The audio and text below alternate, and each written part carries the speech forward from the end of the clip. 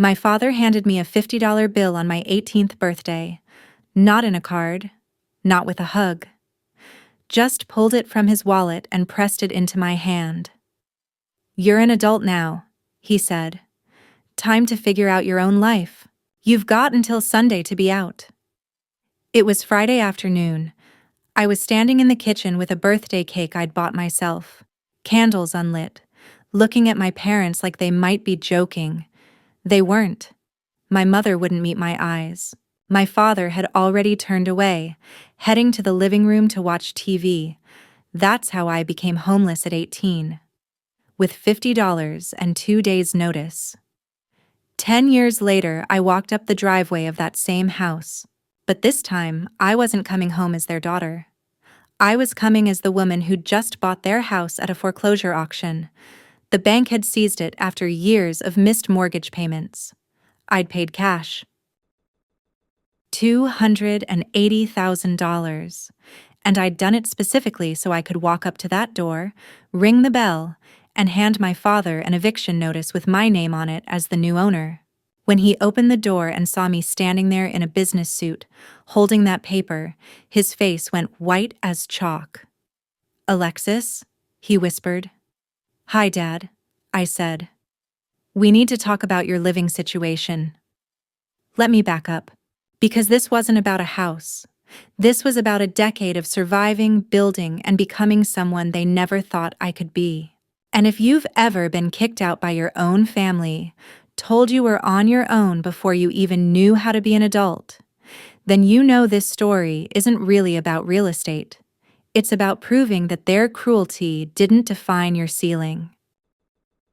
I was the youngest of 3. My older brother Marcus was the golden child.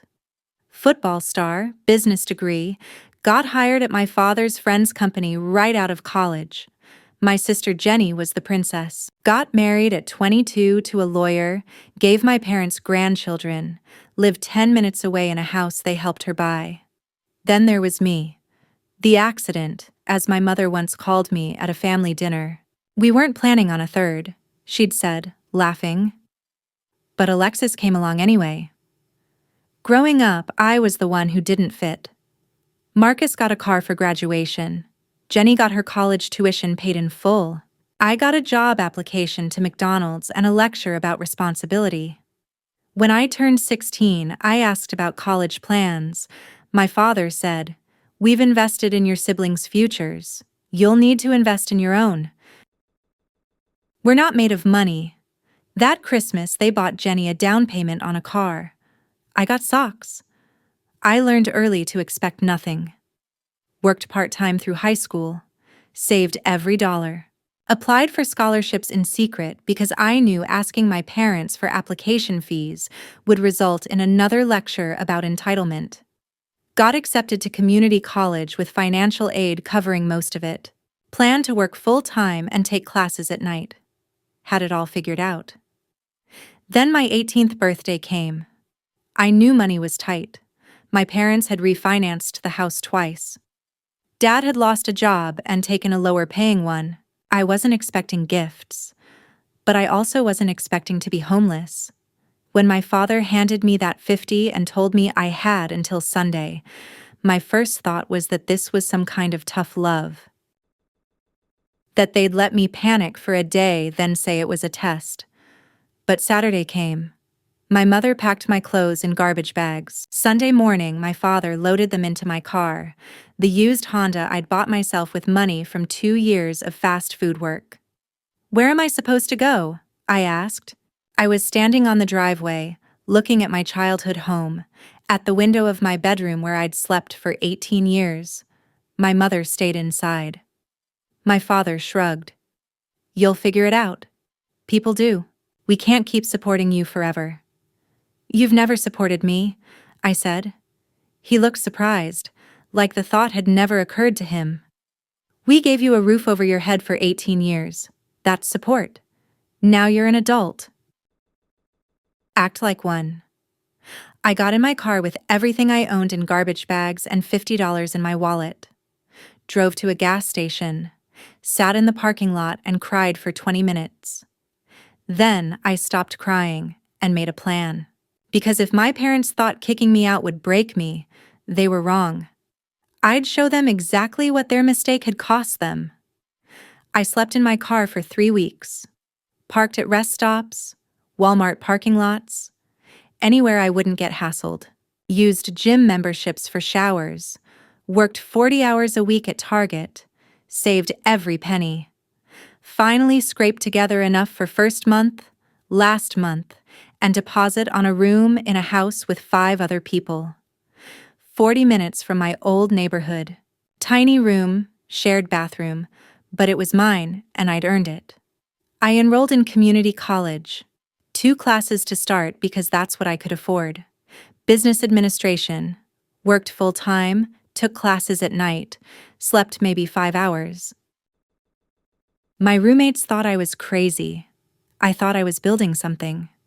Something my parents couldn't touch, couldn't diminish, couldn't take credit for. I didn't contact my family. They didn't contact me. Months went by. My 19th birthday passed. 20. I transferred to a state university. Took out loans for what financial aid didn't cover. Graduated at 23 with a degree in finance and $30,000 in debt. Got hired at a regional bank as a junior analyst. Started at $42,000 a year. It felt like a fortune. I lived like I was still broke. Studio apartment, used furniture, cooked every meal. Put every extra dollar toward my loans. Worked overtime whenever offered. Got promoted to analyst, then senior analyst. Learned everything I could about mortgages, foreclosures, real estate investment. Started watching the foreclosure listings in my old neighborhood.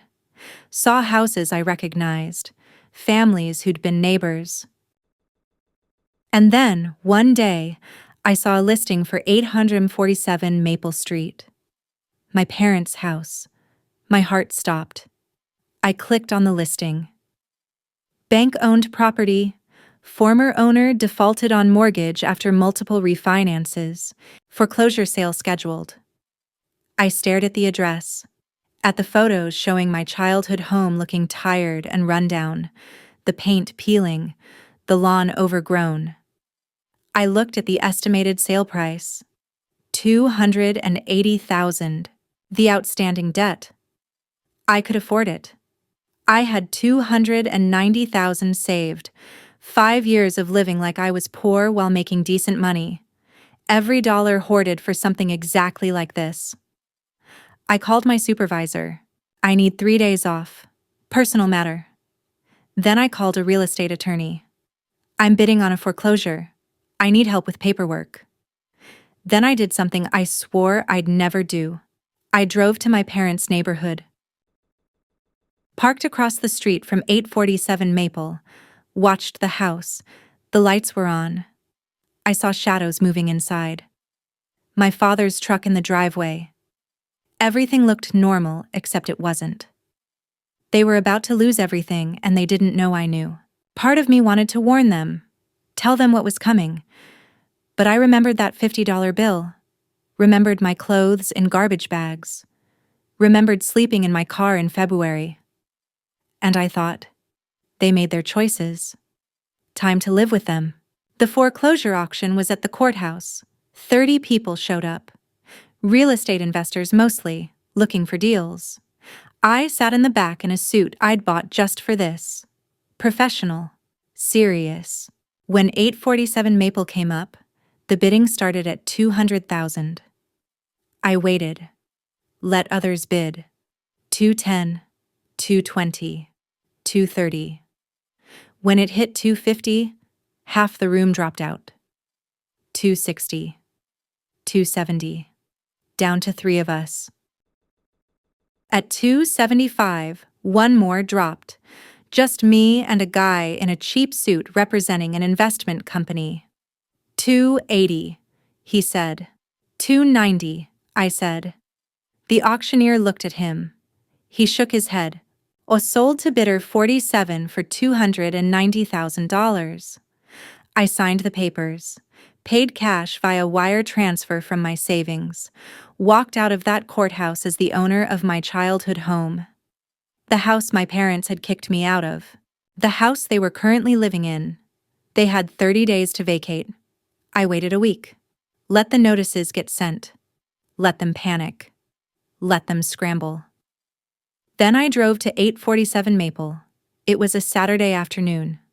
I wore the same suit from the auction, carried the foreclosure paperwork and eviction notice in a leather folder, walked up the driveway feeling like I was floating. Rang the doorbell. My father answered. For a second, he didn't recognize me. 10 years had changed me. I wasn't the scared 18-year-old in hand-me-down clothes. I was a 28-year-old woman in a tailored suit with a briefcase and confidence built from a decade of survival. Then, recognition hit. "Alexis?" he said, shock spreading across his face. "Hi, Dad," I said. "We need to talk about your living situation." He stared at me like I was a ghost. "What are you doing here?" "I'm here as the new owner of this property," I said, held up the folder. "The bank foreclosed. I bought the house at auction last week. You have 30 days to vacate." The color drained from his face. "That's not possible. We're working with the bank. They said we had options." "You had options," I corrected. "Then the house went to auction. I was the winning bidder." My mother appeared behind him. She looked older, tired. She saw me and her hand flew to her mouth. "Alexis? Is that you?" "Hi, Mom," I said. "I'm here to serve eviction notice. You've got 30 days. I handed my father the folder. He opened it with shaking hands, read the first page, the second. Saw my name as the purchaser, saw his name on the eviction notice. "You did this," he said. Not a question, an accusation. "You bought our house out from under us." "I bought a foreclosed property from the bank," I said. "You lost the house by not paying the mortgage. I just happened to be the buyer." "You planned this," my mother said. Her voice was shaking. "You've been watching, waiting for us to fail." "I've been building a life," I said. "I just happened to be in a position to bid when this came up. That's what happens when you invest in your own future instead of relying on others." My father's face went from white to red. "This is revenge. For what? For making you grow up? For teaching you responsibility? For kicking me out at 18 with $50, I said. My voice was calm, steady. For making me homeless. For choosing my siblings over me my entire childhood. For making me feel worthless. Yes, Dad, this is what that looks like a decade later. We gave you tough love, he said. We taught you to be independent. You abandoned me, I corrected. There's a difference. And now I'm giving you tough love. You've got 30 days to figure out your living situation. I'm sure you'll be fine. People do, right? That's what you told me. My mother started crying. Where are we supposed to go? We're in our 50s. We have no savings.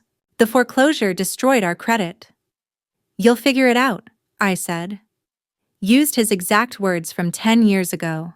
Watched them land like punches. Maybe Marcus or Jenny can help. I'm sure they'd be happy to support you. Family helps family, right? Your brother and sister can't take us in, Mom said. Marcus is dealing with his own financial issues. Jenny's house is too small. That sounds hard, I said. Didn't offer solutions, didn't soften. Just stood there, professional and detached, while my mother cried and my father looked like he might collapse. What do you want from us? Dad asked. His voice cracked. An apology? Money? What? I don't want anything, I said. This isn't a negotiation. I bought a house. You're the former owners. That's a business transaction. The personal part? I dealt with that years ago in therapy.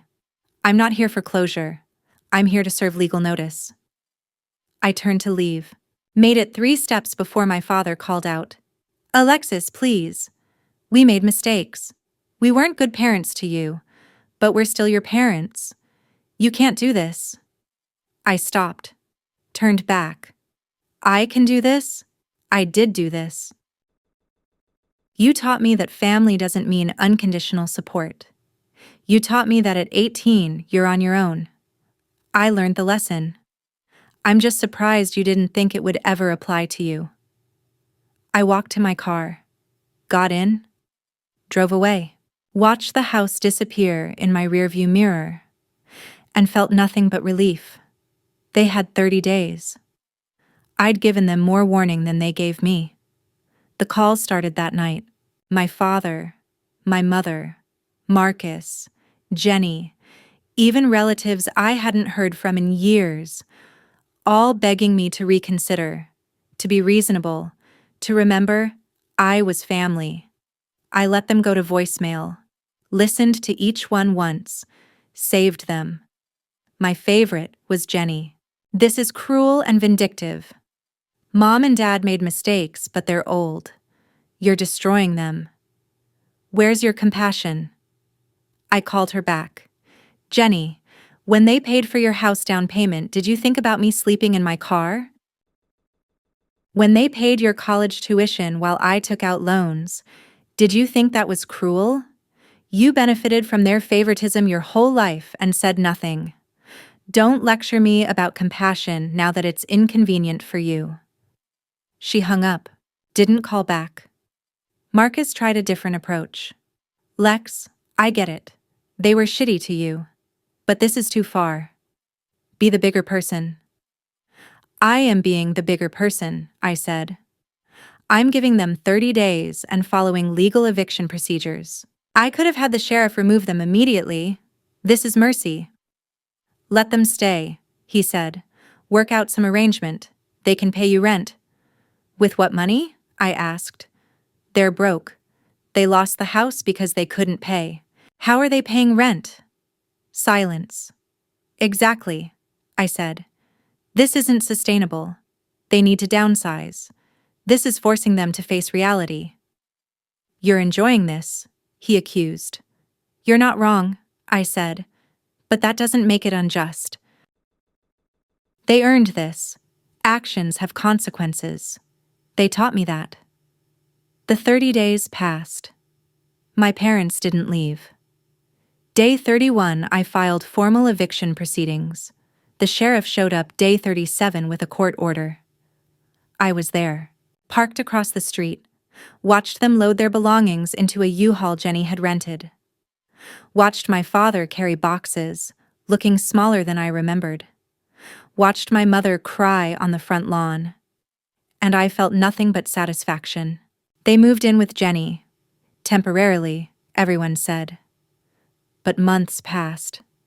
They were still there. I heard through the family grapevine that my father was working part-time at Lowe's, that my mother was cleaning houses, that they were trying to save for an apartment but couldn't afford anything in the area, that Jenny's marriage was stressed because her husband hadn't signed up for permanent house guests. I moved into 847 Maple 6 months after the eviction. Had the whole place renovated. New kitchen, new floors, fresh paint. Turned my old bedroom into a home office. Turned their master bedroom into a guest room. Erased every trace of their presence and made it mine. Posted photos on social media. My friends congratulated me. My family stayed silent. A year after I bought the house, my father showed up. I opened the door to find him standing on the porch, looking tired and old. Can I come in? He asked.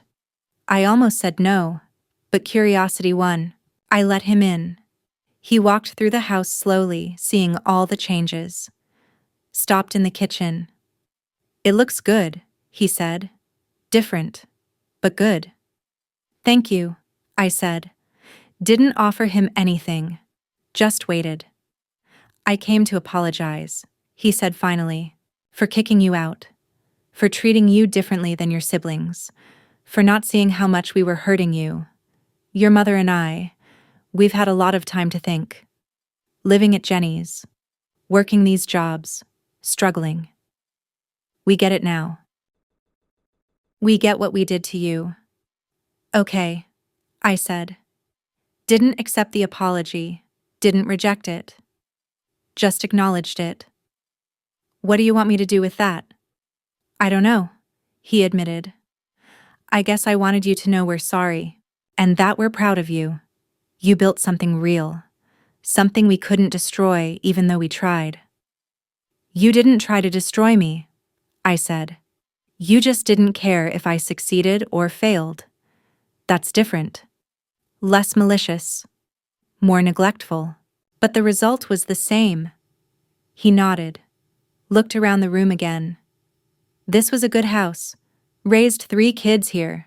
Made a lot of memories. Most of mine weren't good, I said. That's why remodeling it felt cathartic. He flinched. Can we fix this? He asked. The relationship. Start over. No, I said. We can't start over. Too much happened. But maybe we can build something new. Something small. Something honest. Where you see me as an actual person instead of the disappointment kid. I never thought you were a disappointment, he said. Yes, you did, I said. And that's okay. I was a disappointment to you because I wasn't Marcus or Jenny. I was just me. And just me wasn't enough.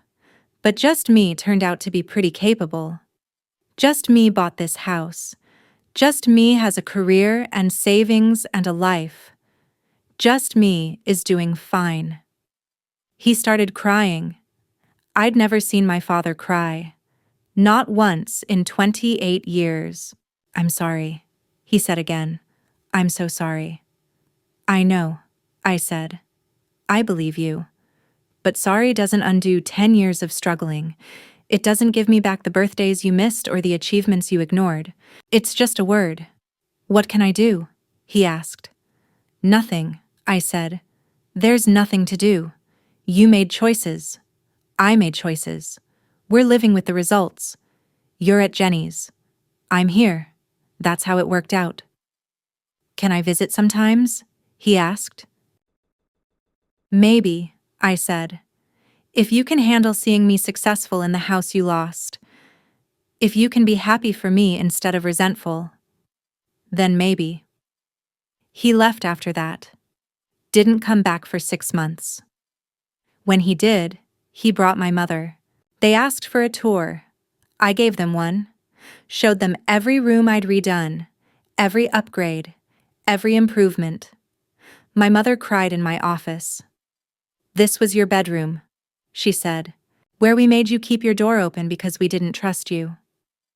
Where I studied every night while Marcus and Jenny watched TV, I said. Yeah, I remember. They're trying now. Awkward dinners once a month, careful conversations about my work, questions about my life that feel genuine if uncomfortable.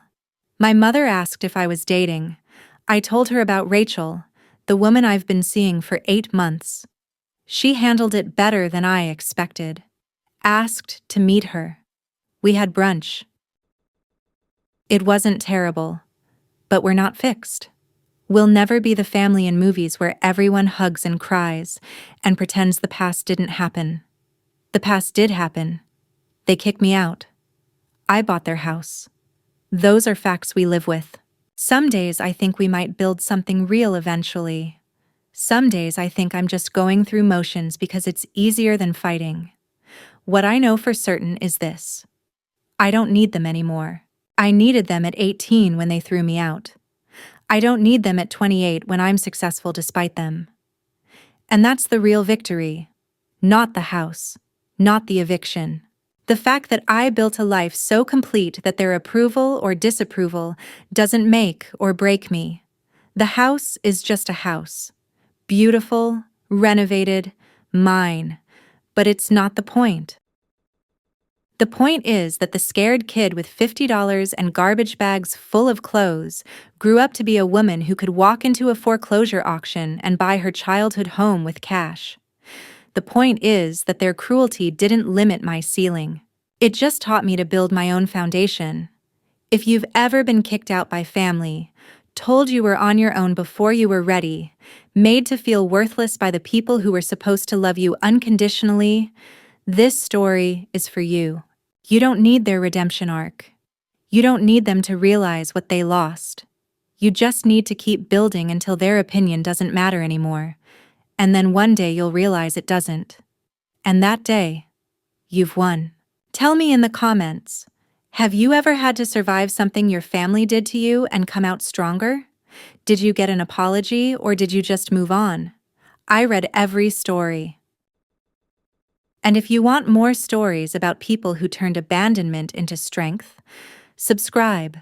There's always another person rising from the ashes their family left them in.